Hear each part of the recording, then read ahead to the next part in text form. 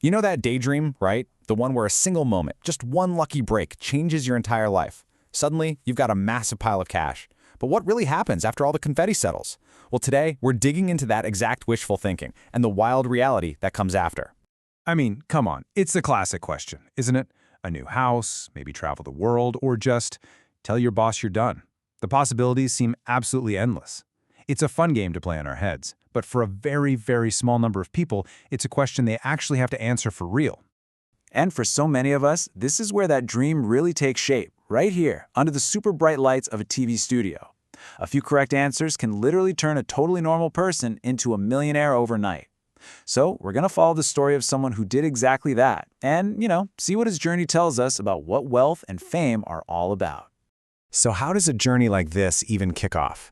For the guy we're talking about today, it didn't start with some lifelong ambition for fame and fortune. Nope. It started with a little nudge from the people who knew him best. Meet Simon. He wasn't some trivia genius who'd been training for this his whole life. He was just a regular guy who honestly was a little hesitant about being in the spotlight. I think most of us would be.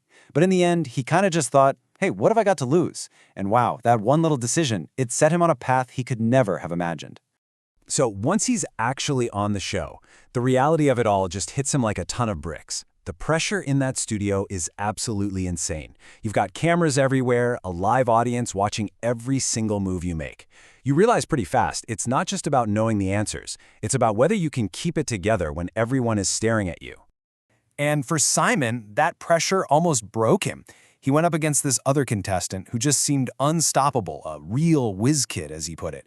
And that was it. That's that moment of doubt where he honestly thought, well, this was fun, but my dream is over.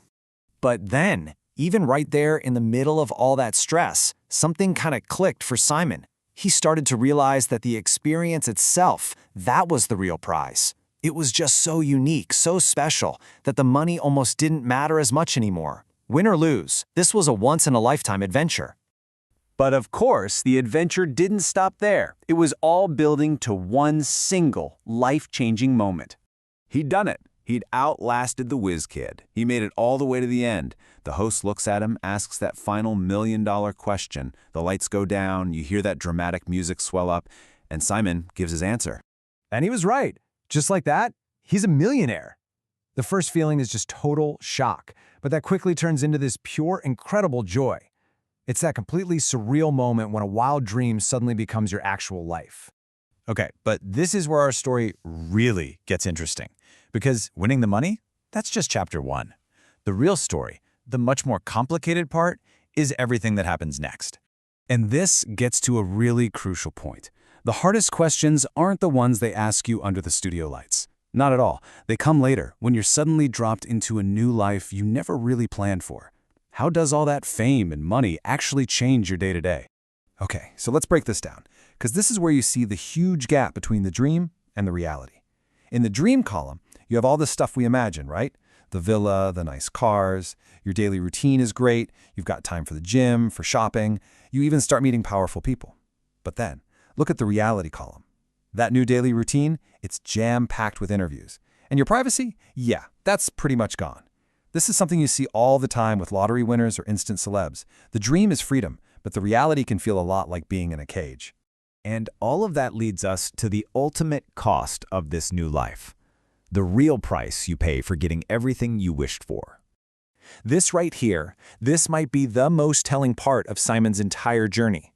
After that whole whirlwind, his biggest need isn't to go on a spending spree, it's to just think. The money didn't solve all his problems. It actually created bigger, more complicated questions. Go back to college? Start a business? His life is a totally blank slate now, and that's both an incredible gift and a huge amount of pressure. So, I guess the big takeaway here is that winning it all isn't really an ending. It's more like a brand new, super complicated beginning. Sure, it solves your money problems, but it introduces this whole other set of issues about your identity, your purpose, your privacy, that you just could never see coming. Which brings us right back to where we started. Now that you've seen Simon's journey, the excitement, the shock, and all the unexpected fallout, the question gets a little more complex. If it were you, would the prize really be worth the price? Definitely something to think about.